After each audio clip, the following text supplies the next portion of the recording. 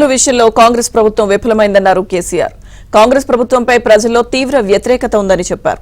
ఎమ్మెల్యేలు నేతలకు కేసీఆర్ దిశానిర్దేశం చేశారు. పార్టీ ప్లీనరీ, బహిరంగ సభ, ఎమ్మెల్సీ అభ్యర్థి, అసెంబ్లీ సమావేశాలపై చర్చించారు. ఏప్రిల్ 27న వరంగల్లో బీఆర్ఎస్ ఆవిర్భావ సభకు ప్లాన్ చేస్తున్నారు. నిత్యం ప్రజల్లో ఉండాలని నేతలకు కేసీఆర్ ఆదేశించారు. అసెంబ్లీ సమావేశాల్లో ప్రజా సమస్యలపై నిలదీయాలన్నారు కేసీఆర్.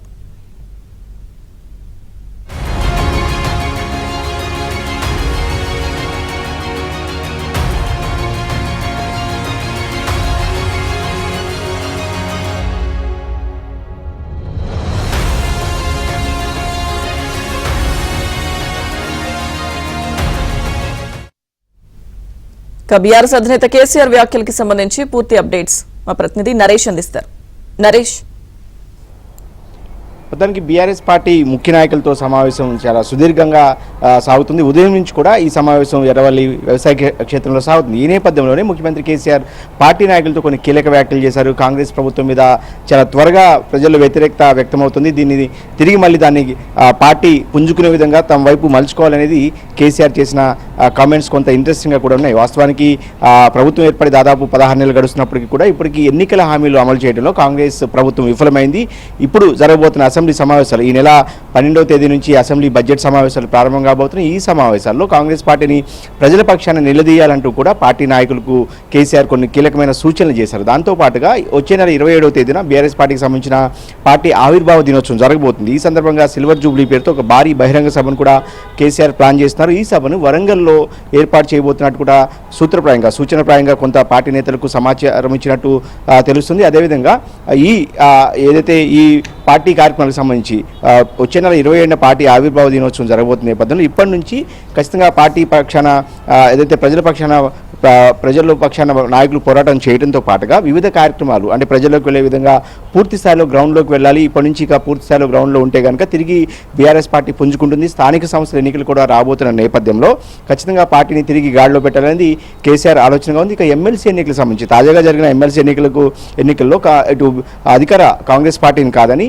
బీజేపీకి పట్టభద్రులు, గ్రాడ్యుయేట్స్ కావచ్చు, టీచర్స్ కావచ్చు, బీజేపీకి ఓటు వేసిన నేపథ్యంలో ప్రత్యామ్నాయం బీఆర్ఎస్ కాదు బీజేపీనే ప్రత్యామ్నాయం అంటూ కూడా బీజేపీ నాయకులు కొంత స్పీడప్ చేశారు. వాళ్ళకి సంబంధించిన పార్టీ కార్యక్రమాలు కావచ్చు, కొన్ని కామెంట్స్ కూడా. ఈ నేపథ్యంలోనే బీజేపీ కనుక అవకాశం ఇస్తే తమకు మళ్ళీ తిరిగి ముఖ్యంగా ఉత్తర తెలంగాణ లాంటి ప్రాంతాల్లో మొదటి నుంచి కూడా కేసీఆర్కి చాలా బలం ఉంది. ఉద్యమ కాలం నుంచి కూడా ఉత్తర తెలంగాణ ఏదైతే ఆదిలాబాద్ కావచ్చు, నిజామాబాద్ కావచ్చు, కరీంనగర్, మెదక్ లాంటి ప్రాంతాల్లో ఇటు వరంగల్లో కూడా వాస్తవానికి బీఆర్ఎస్కి చాలా బలం ఉండేది. అలాంటిది అసెంబ్లీ ఎన్నికలు కావచ్చు, తాజాగా జరిగిన పార్లమెంట్ ఎన్నికల్లో బీజేపీ గెలుస్తున్న నేపథ్యంలో బీజేపీకి ఎట్టి పరిస్థితుల్లోనూ అవకాశం ఇవ్వకూడదు అనేది కూడా కేసీఆర్ ఆలోచనగా ఉంది. ఇందులో భాగంగానే పార్టీని కొంత స్ట్రెంథెన్ చేయాలంటే కమిటీలు వేయడం ద్వారా వాస్తవానికి గత 10 ఏళ్లలో బీఆర్ఎస్ పార్టీ అధికారంలో ఉన్నప్పటికీ కూడా ఎక్కడ కూడా సంస్థాగతంగా అంత బలంగా లేదనేది ఒక విమర్శ ఉంది. దాన్ని ఓవర్కమ్ చేసి ఖచ్చితంగా సంస్థాగతంగా పార్టీని బలోపేతం చేయడం, అదేవిధంగా అనుబంధ కమిటీలను ఏర్పాటు చేయడం ద్వారా పార్టీని పూర్తి స్థాయిలో బలోపేతం చేయాలనేది కేసీఆర్ ఆలోచనగా ఉంది. దీని మీదే పార్టీ నాయకులకు చాలా సుదీర్ఘంగా ఉదయం నుంచి కూడా ఈ సమావేశం ప్రారంభమైతే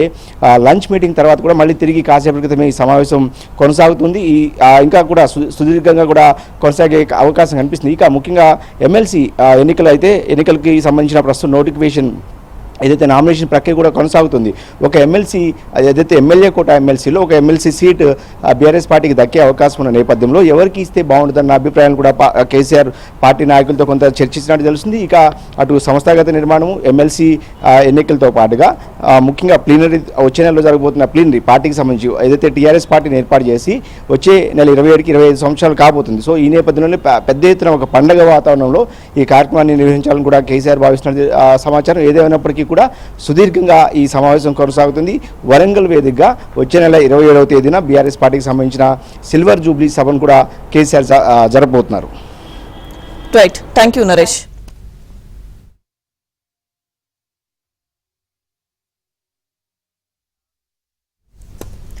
హామీల అమలు విషయంలో కాంగ్రెస్ ప్రభుత్వం విఫలమైందన్నారు కేసీఆర్. కాంగ్రెస్ ప్రభుత్వంపై ప్రజల్లో తీవ్ర వ్యతిరేకత ఉందని చెప్పారు. ఎమ్మెల్యేలు నేతలకు కేసీఆర్ దిశానిర్దేశం చేశారు. పార్టీ ప్లీనరీ, బహిరంగ సభ, ఎమ్మెల్సీ అభ్యర్థి, అసెంబ్లీ సమావేశాలపై చర్చించారు. ఇక ఏప్రిల్ 27న వరంగల్లో బీఆర్ఎస్ ఆవిర్భావ సభకు ప్లాన్ చేస్తున్నారు. నిత్యం ప్రజల్లో ఉండాలని నేతలకు కేసీఆర్ ఆదేశించారు. అసెంబ్లీ సమావేశాల్లో ప్రజా సమస్యలపై నిలదీయాలన్నారు కేసీఆర్. పూర్తి సమాచారం మా ప్రతినిధి సుభాష్ అడిగి తెలుసుకుందాం. సుభాష్, లక్ష్మీదుర్గ కేసీఆర్ వ్యవసాయ క్షేత్రంలో ఈ ఉదయం బీఆర్ఎస్ నేతలతో ప్రారంభమైన ప్రత్యేక సమావేశం కొనసాగుతుంది. లంచ్ బ్రేక్ తర్వాత మరో సెషన్ అంటే రెండో సెషన్ కూడా కొనసాగుతుంది. దాదాపు ఇది సాయంత్రం 6 గంటల వరకు కూడా కొనసాగే అవకాశం ఉంది. ఈ సమావేశంలో పార్టీ నేతలకు కీలక ఆదేశాలు కేసీఆర్ జారీ చేసినట్టుగా తెలుస్తుంది. ప్రధానంగా పార్టీకి సంబంధించి సిల్వర్ జూబ్లీ ఇయర్ ఏప్రిల్ 27 తారీఖు రాబోతున్న సందర్భంలో భారీ బహిరంగ సభ ఏర్పాటు చేయడం ద్వారా ప్రజల్లోకి మళ్లీ పార్టీని బలంగా తీసుకెళ్లే విధంగా ముందుకు సాగాలని అది నాయకులకు సూచిస్తున్నాయి. ఈ ఎమ్మెల్సీ ఎన్నికలు కూడా వస్తున్న సందర్భంలో ఎమ్మెల్సీ ఎన్నికల్లో పార్టీకి ఒక ఎమ్మెల్సీ దక్కనున్న నేపథ్యంలో బీసీ అభ్యర్థినా లేదంటే ఇంకెవరినన్నా ఈ పార్టీకి సంబంధించి ఎంపిక చేసే విషయంలో సుదీర్ఘంగా అయితే పార్టీ నేతలు చర్చించారు. ప్రధానంగా బీసీకి సంబంధించిన అభ్యర్థిని నిలబెడితే ఎలా ఉంటుందనేది కూడా పార్టీ నేతలు సుదీర్ఘంగా కేసీఆర్ చర్చించినట్టు తెలుస్తుంది. ఈ సాయంత్రానికి దీనికి సంబంధించి కూడా ఒక నిర్ణయం సమావేశంలో తీసుకోబోతున్నారు. ఇక ఈ నెల 12వ తారీఖు నుంచి బడ్జెట్ సమావేశాలు ప్రారంభమవుతున్న నేపథ్యంలో కాంగ్రెస్ పార్టీ ప్రజలకు ఇచ్చిన వాగ్దానాల అమల్లో ఘోరంగా విఫలమైందని చెప్పేసి కేసీఆర్ పార్టీ నేతల వద్ద ప్రస్తావించినట్టు తెలుస్తుంది.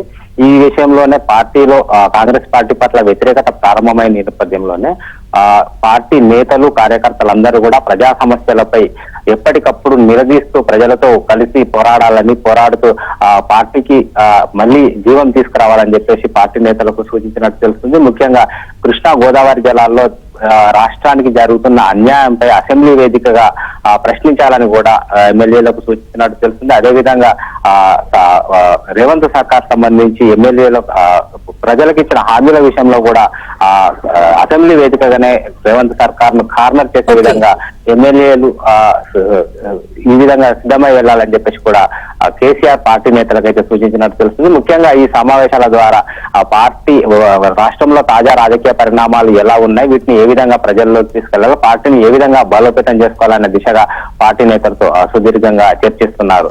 Right, thank you Subhash.